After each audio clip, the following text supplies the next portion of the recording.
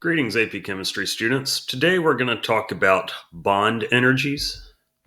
So, first thing, and this is a misconception that a lot of people have, but it's always true in every single circumstance. So, I want to reiterate this.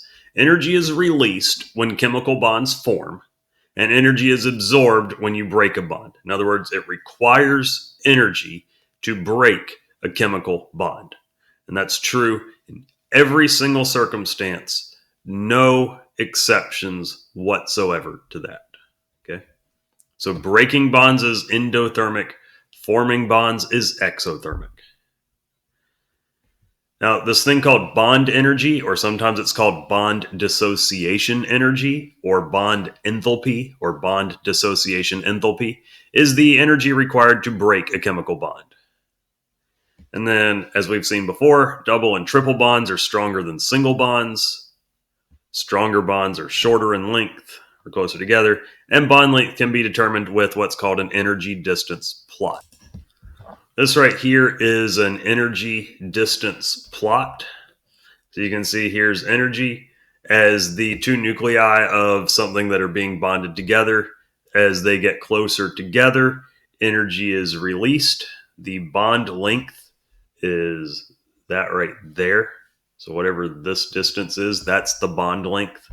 As you try to put them closer together, the nuclei start to repel each other.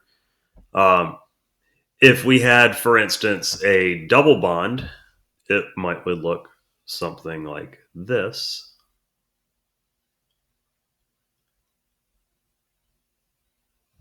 It's lower in energy. It's a little bit shorter. It's right there. And a triple bond might look something like this.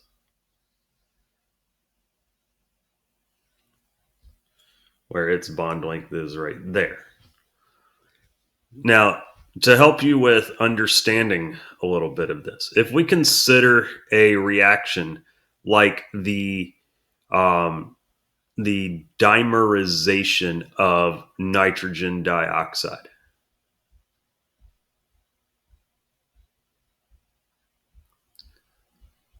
where NO2 looks like this.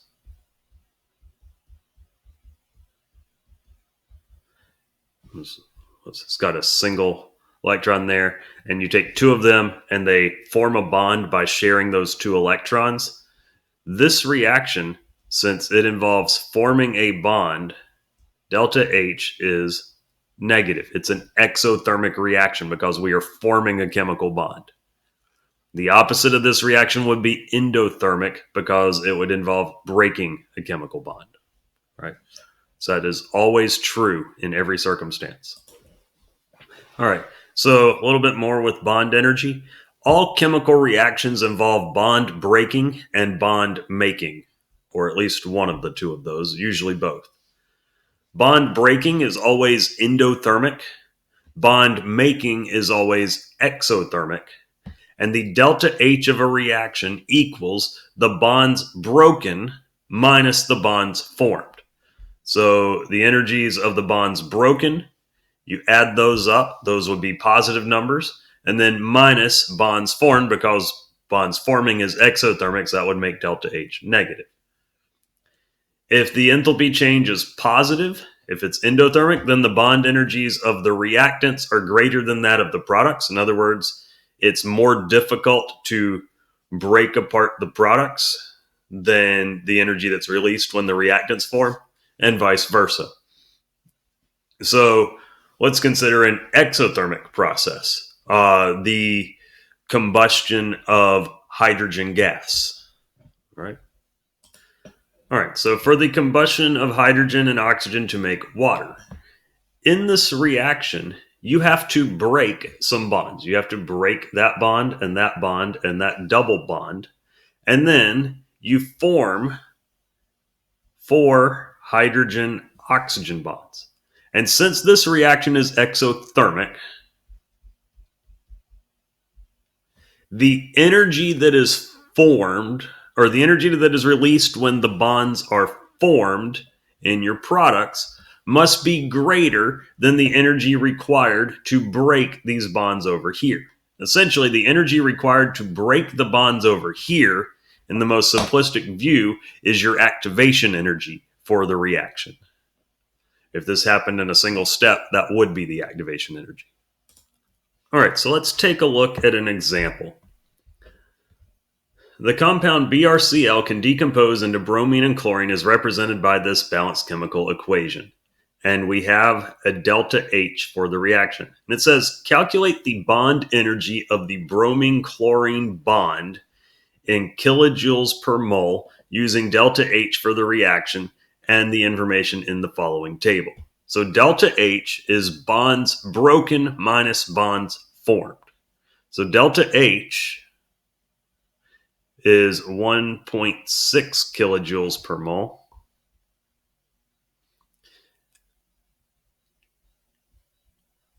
And that equals bonds broken, which is 2 BrCl bonds, because we have to break a bromine-chlorine bond, minus, and then we have to when we form a bromine-bromine bond, 193, plus a chlorine-chlorine bond, 243. So if we get our calculators, and we do a little bit of this math, 193 plus 243, so 1.6 equals 2 BrCl minus 436. So 2 BrCls equals 437.6. So a bromine-chlorine bond would be 218.8, or round off to some significant figures, 219 kilojoules per mole.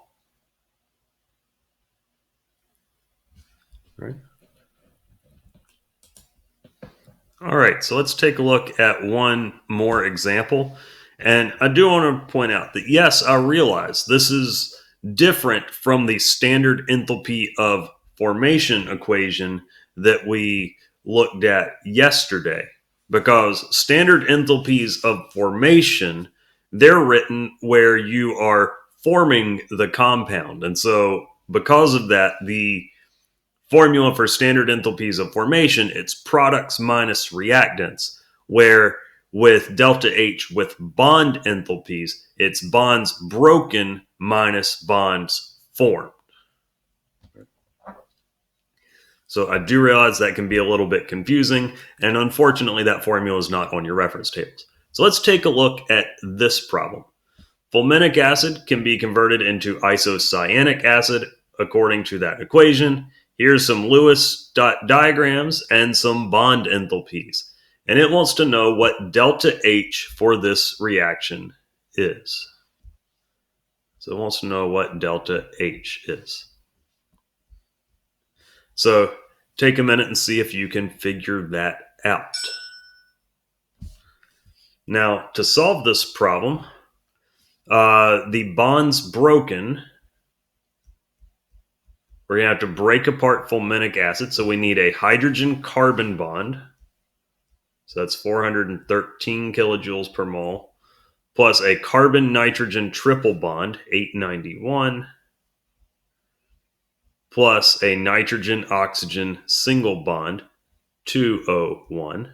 So that's our bonds we're breaking, minus the bonds we're forming. We're forming a nitrogen-hydrogen bond, which is 391, plus a nitrogen-carbon double bond, 615, plus a carbon-oxygen double bond, 745. And let's put this in our calculator. 413 plus 891 plus 201 minus 391 plus 615 plus 745 equals, and I'm getting negative 246 kilojoules per mole.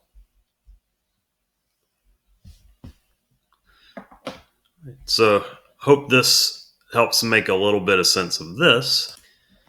Now, this last slide, which is the end of our notes for this unit, will hopefully help you to make a little bit of sense out of the lab that we did, the heat of solutions lab.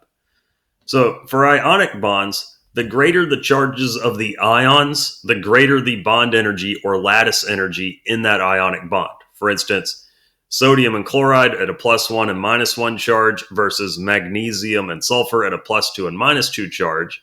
Magnesium and sulfur have greater bond energies or lattice energies. Now, in order to dissolve a salt into water, energy is required to overcome the lattice energy of those ions.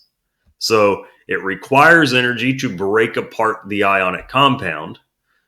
But then when you form ion dipole interactions between those ions and the surrounding water molecules, like for instance, when a positive sodium ion gets surrounded by all those polar oxygen ends of the water molecules, that releases energy.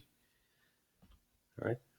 Now, if the ion dipole interactions are stronger than the lattice energy, then it's an exothermic process when it dissolves. As you have mostly all seen by now, when magnesium oxide dissolves in water, that is an exothermic process. It releases energy. And if the ion dipole interactions are weaker than the lattice energy, the dissolution process is endothermic and it gets colder. If it takes more energy to break apart the ionic crystal lattice, then energy is released when it associates with water. It's an endothermic process. So I hope that helps make a little sense. And I hope y'all have a great day.